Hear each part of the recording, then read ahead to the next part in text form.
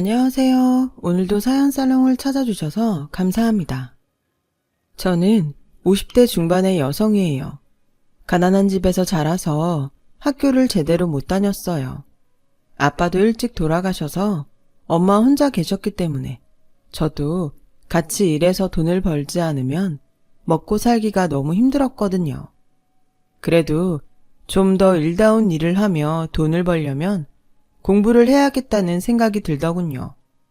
저는 낮에는 엄마와 함께 농사일을 하고 밤에는 공부를 해서 고등학교 검정고시까지 합격을 하고 좀 더 욕심이 생겨서 대학을 가고 싶었죠. 하지만 공부 양도 그렇고 학비도 감당할 수 없을 것 같았어요. 그런 저의 걱정을 눈치챈 엄마가 어느 날 제게 통장 하나를 내미셨어요. 이거 네 앞으로 들어뒀던 적금이다. 돈은 많지 않지만 네가 전문대 1년은 다닐 만한 학비는 될 거야. 네가 열심히 하면 4년대 대학은 몰라도 전문대는 갈 수 있지 않겠니? 그러니까 한번 해봐. 이것밖에 못해줘서 미안하다. 저는 엄마의 마음이 느껴져서 통장을 들고 한참을 울며 고맙다고 했어요. 그날부터 마음 먹고 공부를 시작해서 1년 후 전문대에 들어가게 됐어요. 엄마는 잘했다며 너무 좋아해 주셨고 저도 엄마에게 감사하다며 감격의 눈물을 또 한 번 흘렸죠. 대학 생활은 아르바이트를 하며 공부를 하느라 힘들긴 했지만 졸업하면 더 나은 직장에 취직할 수 있다는 생각에 행복했어요. 그리고 드디어 졸업을 했고 저는 대형 병원 원무과에 취직을 하게 됐죠. 첫 월급을 타던 날 엄마 선물을 사고 삼겹살을 잔뜩 샀어요. 엄마, 많이 먹어. 지금은 삼겹살이지만 나중에는 소갈비 사줄 수 있게 돈 열심히 벌게. 라고 하자 엄마는 제 입에 구운 고기를 넣어주시며 엄마는 소갈비 별로야. 이게 더 맛있어. 넌 돈 모아서 네 살 길 생각해. 라고 하시며 웃으셨어요. 말은 그렇게 했지만 제가 받아오는 월급이 많아지니 엄마도 많이 좋으셨던 것 같아요. 병원에서도 누구보다 일찍 출근해서 주변 정리도 하고 하루 일을 준비했죠. 그런 저를 좋게 봐주신 원무과 과장님은 저를 잘 챙겨주시고 엄마가 아프실 때도 병원 진료에 불편이 없도록 편의를 많이 봐주셨어요. 친구들은 대부분 첫 직장에서 힘든 기억들이 더 많다고 하는데 저는 좋았던 일들이 많아서 제가 참 행운아라고 생각했어요. 그리고 거기서 제 남편도 만나게 됐고요. 병원 1인실과 특실 인테리어 공사 때문에 자주 오던 남편은 어느 날 제게 데이트 신청을 했어요. 연정씨, 저 사실대로 말하고 시작할게요. 저 한 번 결혼한 적 있는 사람입니다.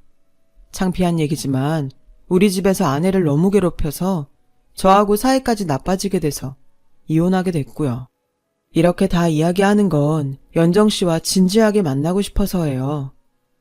저는 자신의 과거를 당당하게 밝히는 모습이 더 좋아 보였어요. 하지만 남편은 인테리어 업체 사장이었기 때문에 저와는 어울리지 않는다는 생각이 들었죠. 저는 그런 과거 따지지 않아요. 그치만 제가 사장님에 비해 너무 많이 딸리는 것 같아 걱정이에요. 딸리긴요. 연정씨가 자기 일을 못하는 것도 아니고 어디 하나 빠지는 게 없는데 왜요? 저는 직책 같은 것보다 자기 위치에서 맡겨진 일을 잘하는 게 제일 좋은 거라고 생각해요. 그게 이유라면 저는 말도 안 된다고 생각해요. 적극적인 남편의 대시로 저는 결국 사귀자고 했고 그게 결혼까지 가게 됐어요. 결혼 날짜를 잡고서 남편은 제게 다짐하듯 말했어요. 나 본가 식구들이 우리 결혼 생활에 끼어들게 할 생각 절대 없어. 그러니까 내가 우리 가족 초대하지 않는다고 섭섭하게 생각하지 마. 무슨 말인지는 잘 알겠어. 그래도 결혼인데 부모님들을 뵈야 되지 않아? 그렇게 단순한 문제가 아니야. 우리 부모님이지만 정말 욕심도 너무 많고 남들 진짜 힘들게 하는 사람들이야. 나 전 같은 일 또 되풀이하고 싶지 않아. 그러니까 우리끼리 조촐하게 하자. 저는 알겠다고 했고 그런 남편의 생각을 엄마에게도 말했어요. 그러자 엄마는 솔직히 말하면 부모를 결혼식에 안 부른다니 왜 그렇게까지 하나 싶지만 오죽하면 그럴까 하고 이해하기로 했다. 나는 우리 딸만 행복하다면 결혼식에 물만 떠놓는데도 좋으니까 편한 대로 해.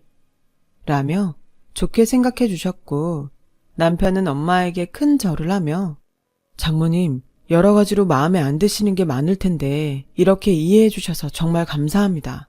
하나밖에 없는 딸 더 많은 사람들 초대하고 시부모한테 사랑받는 모습도 보고 싶으셨을 텐데 제가 부족해서 이것밖에 안 되네요. 죄송합니다. 괜찮아. 그만큼 둘이서 행복하게 살면 돼. 절대 우리 연정이 힘들게 하지 말고 연정이 부모 잘못 만나서 지금까지 한번 펴보지도 못하고 일만 죽어라 한 애야. 그러니까 자네가 책임지고 편하고 행복하게 해줘야 돼. 그렇게 저희는 조촐하지만 아주 행복한 결혼식을 올렸어요. 남편은 교회의 전원주택을 직접 인테리어해서 정말 동화 같은 집을 꾸몄어요. 와, 내가 정말 이런 집에 사는 거야? 너무 꿈 같아. 라며 좋아하자 남편은 그럼 이 집이 당신 집이야. 오늘부터 쭉 살 거야. 라며 흐뭇한 얼굴로 웃었어요. 저희는 정말 행복하게 지냈어요. 남편은 시댁에서 오는 연락을 철저히 차단했고 저희가 사는 데가 어딘지도 절대 알려주지 않았죠. 한 번인가 시어머니와 신우가 동네에 와서 저를 찾은 적이 있는데 그것도 길가에서 만난 거였어요. 시댁에서는 저희가 사는 동네까지는 알았지만 집은 알지 못했던 것 같아요. 네가 우리 아들 꼬여내서 집하고 인연 끊게 만든 그 여우냐? 라며 길거리에서 소리를 지르는데 어찌나 민망하고 놀랐는지 몰라요. 남편한테 전화를 하니 남편은 자기가 오겠다며 절대 집에 들이지 말라고 하더라고요. 제가 근처 카페라도 가자고 하니 신우는 야, 우리가 카페 나가려고 여기까지 온 줄 알아? 당장 집으로 가. 앞장서. 얼마나 잘해놓고 사나 좀 보자. 라며 다짜고짜 반말로 소리를 지르더라고요. 지나가던 사람들이 다 쳐다보고 집집마다 다 창문 열고 내다보는데 정말 너무 창피했지만 버틸 수밖에 없었어요. 집에 가는 건 제 마음대로 할 수 있는 게 아니에요. 그 사람이 근처 카페로 모시라고 했거든요. 라고 하자 두 사람은 막무가내로 저를 붙잡고 흔들며 남자 하나 완전 흘려놓고 멀리 마음대로 못해? 그걸 변명이라고 해? 얼른 가자고. 빨리 앞장서. 라고 하는데 남편이 왔어요. 그만하세요. 이게 대체 뭐 하는 짓이에요? 이런 사람들한테 내가 우리 사는데 알려줄 것 같아요? 당장 가요. 아니면 경찰에 폭력행위로 신고할 테니까. 라며 호통을 치자 그제야 제 팔을 놓고 가버렸어요. 저한테 나중에 두고 보자는 말도 있지 않았죠. 남편은 안 되겠다며 당장 집을 내놨어요. 저는 꿈에 그렸던 집을 파는 게 너무 아까웠어요. 우리 그냥 여기서 살면 안 돼? 당신이 오늘 그렇게까지 말했으니 어머니나 아가씨도 안 올 것 같은데. 당신이 몰라서 하는 소리야. 이 동네까지 찾아왔으니 다음엔 우리 집으로 올 거야. 라며 결국 집을 팔았고 저는 아쉬워하며 이사를 해야 했어요. 새로 이사한 아파트도 남편이 정성껏 꾸며서 정말 예뻤어요. 제가 너무 아쉬워하니 남편이 더 신경 쓴 것 같더라고요. 저는 그런 남편 마음 씀씀이가 너무 고마웠죠. 이렇게까지 안 해도 되는데 고마워. 라고 하자 남편은 아니야. 다 우리 집 때문에 이렇게 된 거잖아. 당신만큼은 상처받게 하고 싶지 않아. 라며 제 등을 쓰다듬어 줬어요. 저희는 아파트로 이사하고 1년 정도 행복한 신혼생활을 했죠. 그러던 어느 날 남편이 심각한 얼굴로 제게 의논할 게 있다고 하더군요. 그런 모습을 처음 보는 거라 굉장히 긴장했어요. 사실 이혼한 그 사람한테서 연락이 왔어. 재혼해서 뉴질랜드 가는데 남자가 아이를 싫어한다고 재현이를 데려가라고 하네. 그 사람이 보육원에서 자라서 가족이 없어. 사실 엄마랑 사는 게 낫겠다고 생각해서 데려오고 싶어도 참고 있었거든. 재현이 우리랑 같이 살면 안 될까? 그런 걸 뭘 그렇게 고민하고 그래. 당연히 데려와야지. 당신 딸이잖아. 아빠가 이렇게 있는데 그런 걔가 어디 가겠어? 내가 그것도 이해 못할까 봐? 라고 하자 남편은 내 손을 꼭 잡고 고맙다는 말만 계속했어요. 그렇게 저와 남편은 딸을 데려왔어요. 딸아이한테는 엄마가 아파서 치료받으러 멀리 갔다고 했죠. 내년이면 초등학교에 들어갈 나이인 아이는 자꾸 우리 눈치를 보더군요. 재현아, 이제 여기가 네 집이고 우리 집이야. 그러니까 마음 편히 가져. 하고 싶은 거 하고 갖고 싶은 거 있으면 말해. 라고 하자 아이는 눈물을 글썽이며 고개만 끄덕였죠. 아이는 순하고 성품이 밝아서 볼수록 정이 들고 예뻤어요. 저는 상처받지 않게 조심하면서 아이를 대했고 아이도 내 마음을 알아줬는지 어느 날 제 손을 잡고 친구들에게 가서 우리 엄마야, 이쁘지? 하는데 정말 눈물이 나더군요. 저는 딸아이를 제가 낳은 것처럼 정성을 들였어요. 정말 이 아이가 어찌나 예쁘던지요. 핏줄은 아니었지만 진심으로 딸이라 생각했고 우리 딸도 그걸 알았는지 엄마 엄마 하며 세상 사랑스러운 표현을 다 했죠. 그렇게 시간이 지나 저도 아이를 갖게 되었고 연년생을 아들 둘을 낳았어요. 집에 아이들이 많아지니 갑자기 시끌벅적해지더라고요. 딸아이는 어린데도 제가 아들들 때문에 쩔쩔매면 옆에서 곧잘 도와주곤 했어요. 아이들이 자라고 나서도 딸아이의 엄마가 다른 사람이라고 말하지 않았습니다. 정말 제 딸이었으니까요. 아이들도 누나를 잘 따랐죠. 아이들이 한참 자랄 시기에 정말 정신없었지만 참 행복한 시간이었어요. 그런데 딸아이가 대학에 다니고 아들들이 중학교에 갈 무렵 남편 몸에 이상이 생겼어요. 자꾸 마르고 헛구역질하는 남편을 데리고 병원에 가니 의사가 위암 3기라는 거였어요. 순간 정말 눈앞이 아찔해졌어요. 수술을 해봐야 정확히 알겠지만 예후가 좋지는 않을 것 같습니다. 라는 의사의 말에 저는 남편 몰래 펑펑 울고 말았어요. 그런 중에도 남편은 자기 때문에 내가 고생한다며 자꾸 미안하다고만 했죠. 우리 가족은 순식간에 슬픔에 빠졌고 남편은 그 어려운 수술을 하게 됐죠. 수술은 했지만 앞으로 항암 치료가 중요합니다. 마음 단단히 먹어야 될 거예요. 의사는 이 말만 하고 다시 수술실로 들어가더군요. 저는 남편 병간호를 하면서 힘든 날들을 보내게 됐어요. 딸아이가 학교 휴학을 하며 많이 힘이 돼줬죠. 하지만 남편의 상태는 점점 나빠졌어요. 아무래도 안 되겠다 싶어서 시댁에 연락을 했어요. 아들이 죽는 것도 모르면 안 되니까요. 그런데 시어머니는 연락을 받자마자 하는 말이 아들들을 데려간다는 거였어요. 네가 오죽 잘했으면 내 아들이 병에 걸리겠냐. 네가 재현이 걔한테만 신경 쓰고 네 남편은 쪽쪽 빨아먹으니 그렇지. 내 손자들까지 그렇게 되게 둘 수 없다. 어머니, 그게 무슨 말씀이세요? 지금 그 사람 아픈데 한마디 위로라도 해주셔야지. 다짜고짜 애들을 데려간다니요. 나 안 보고 산다는 놈은 나도 필요 없어. 그리고 기집애도 필요 없다. 손자들은 얘기가 달라지지. 걔들은 우리 핏줄이야. 라며 무조건 집에서 애들 짐을 빼서 아이들을 데려갔더군요. 저와 딸아이가 다 병원에 있고 바쁠 때 갑자기 벌어진 일이었어요. 시어머니는 아이들을 데려간 뒤 연락을 끊어버렸어요. 저는 아이들을 데려오기 위해 백방으로 수소문했고 결국 변호사를 대동해서 남편이 낳으면 다시 돌려보내겠다는 각서를 받았어요. 그때는 그 정도로 만족해야 했어요. 일단 남편 때문에도 너무 힘들었고 돈도 점점 바닥나고 있었거든요. 딸아이가 아르바이트로 생활비를 보탰는데 그게 또 제 옛날 모습을 보는 것 같아 얼마나 마음이 아팠는지 몰라요. 집안 형편은 점점 어려워지고 남편도 갈수록 나빠지기만 했죠.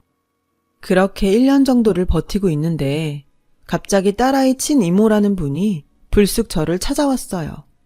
딸아이 친모와 어릴 때 보육원에 버려지면서 혼자 미국으로 입양됐다더군요.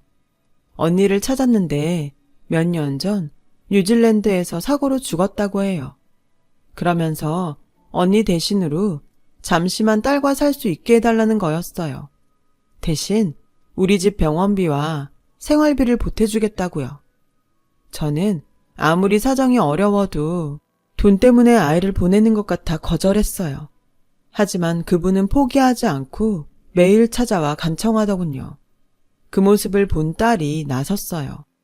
엄마, 나 이모하고 살다가 올게. 영영 이별하는 것도 아니고 몇 년만 살다가 오는 거잖아. 그래, 우리 딸 마음이 그러면 그렇게 해. 근데 나 돈은 안 받을래. 꼭 너하고 바꾸는 것 같아. 그런 말 하지 말고 받아. 우리 형편 생각해서 도와주려는 거니까. 딸은 어른스럽게 저를 위로했고 얼마 후 친이모와 미국으로 떠났어요. 솔직히 딸의 친모가 보내준 돈이 적지 않아서 큰 도움이 되었죠. 저는 남편의 간호에 더 정성을 쏟았고 아들들한테도 연락을 하며 지냈어요. 그런데 처음에는 자주 오던 아들들 연락이 점점 뜸해지더니 끊어지더라고요.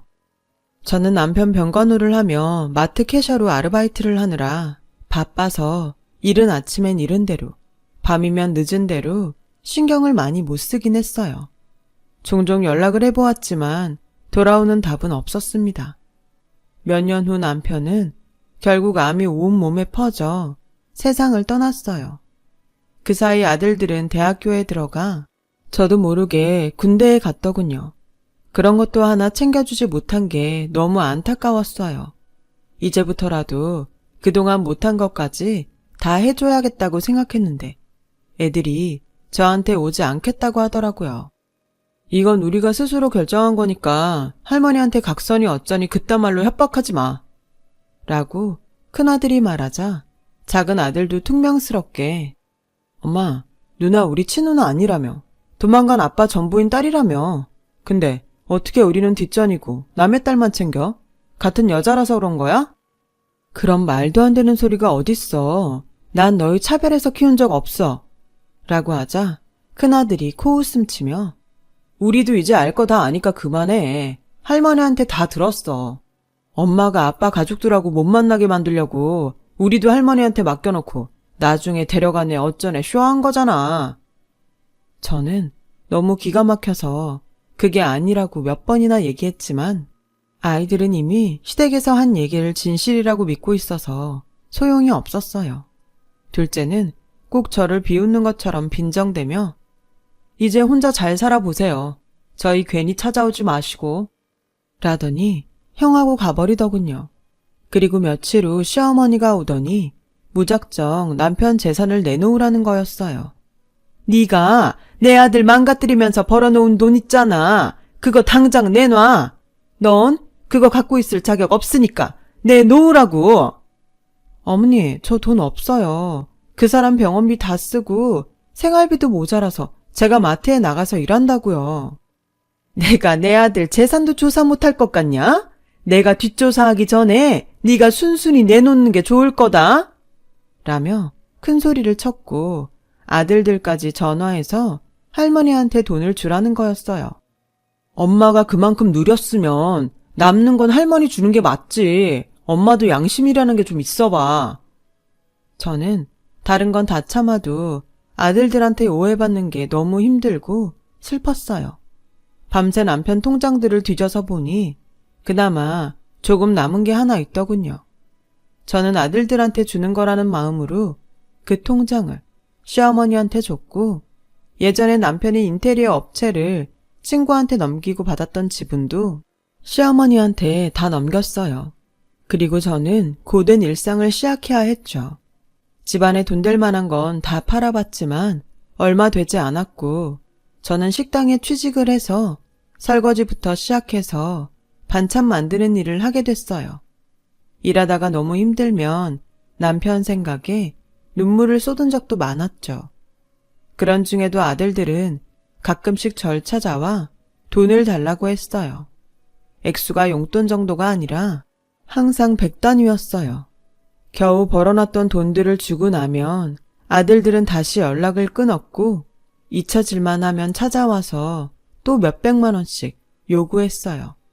저는 이게 다 내가 내 손으로 못 키워서 생긴 죄다 라고 생각하고 그렇게 벌리는 손들을 받아주었어요. 그러다 보니 일을 무리해서 하게 되었습니다. 결국 몸이 많이 상해서 저는 일도 그만두게 되었어요. 누워있으면서도 앞으로 어떻게 살지 걱정만 하고 있는데 시어머니가 아들들을 데리고 집에 찾아왔어요. 그리고 보자마자 하는 말이 집에서 나가라는 거였어요. 애들이 이제 대학 졸업하고 뭐 좀 해보려는데 돈이 없어서 되겠니? 네가 내 손자들한테 해준 게 뭐 있냐? 그러면 이 집이라도 내놔야지. 어머니, 이 집은 안 돼요. 제가 왜 이 집을 못 팔고 있는데요. 이거 다 그 사람이 직접 고치고 꾸민 거예요. 그 사람 손때가 묻은 집을 어떻게 팔아요?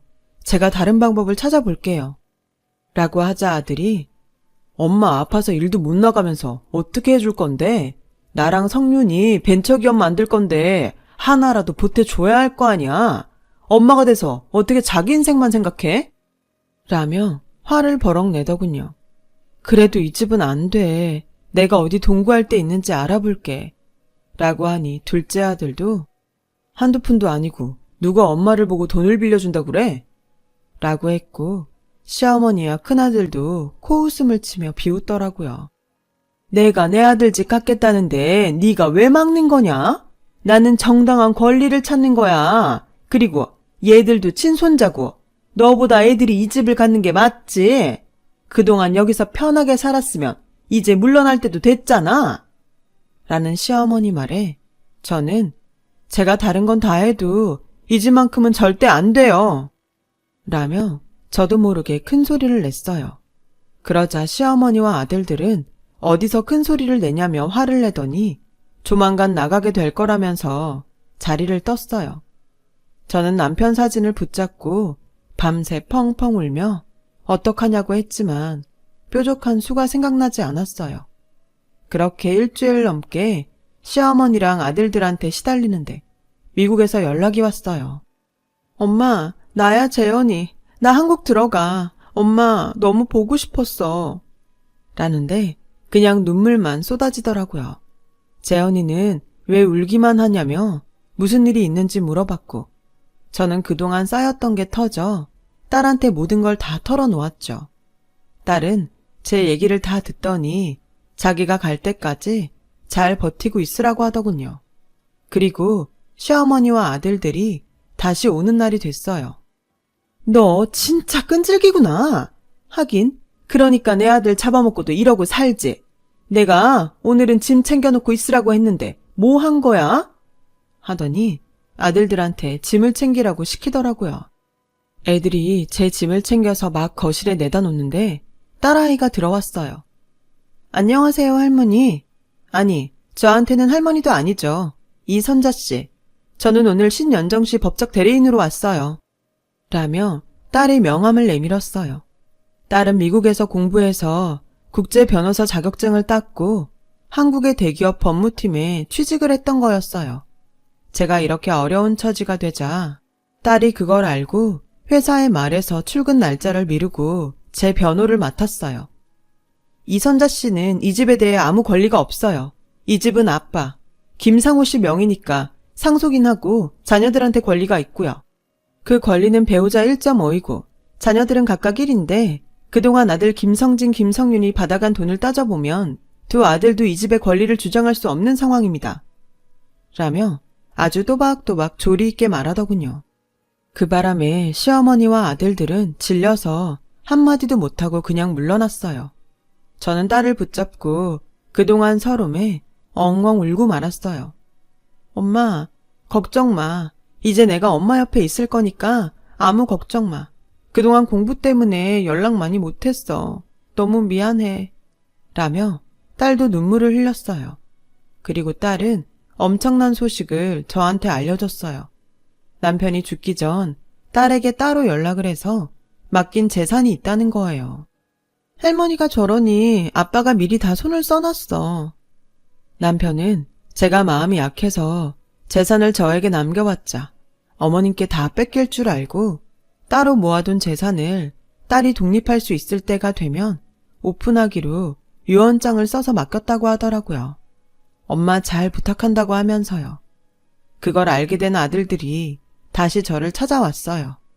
전하고는 태도가 많이 달라졌더군요. 엄마, 우리한테 섭섭한 거 있으면 풀어. 우리도 엄마한테 섭섭한 거 다 풀게. 이제 남처럼 살지 말자. 나는 우리가 그냥 남처럼 사는 게 좋을 것 같아. 너희도 내가 제대로 돌봐주지 못해서 섭섭한 게 많겠지만 난 그래서 내 힘을 다해서 너희가 해달라는 돈 다 해줬어. 그런데도 너네는 할머니랑 와서 이 집까지 뺏으려고 했잖아. 나 그건 절대 용서 못해. 이 집에서 날 끌어내려고 내 짐까지 쌌던 거 난 평생 잊지 못할 것 같다.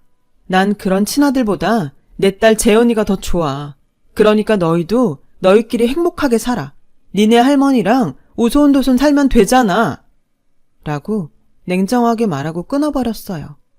내가 키우지 못해 벌어진 일이었지만 할머니와 한통속이 돼서 저를 괴롭혔던 걸 생각하면 다시는 보고 싶지 않았죠. 그러자 아들들도 더 이상 저한테 오지 못했고 시댁에서도 더는 저를 괴롭히지 않게 됐어요. 그 이후 저는 딸의 보살핌을 받으며 잘 살고 있어요.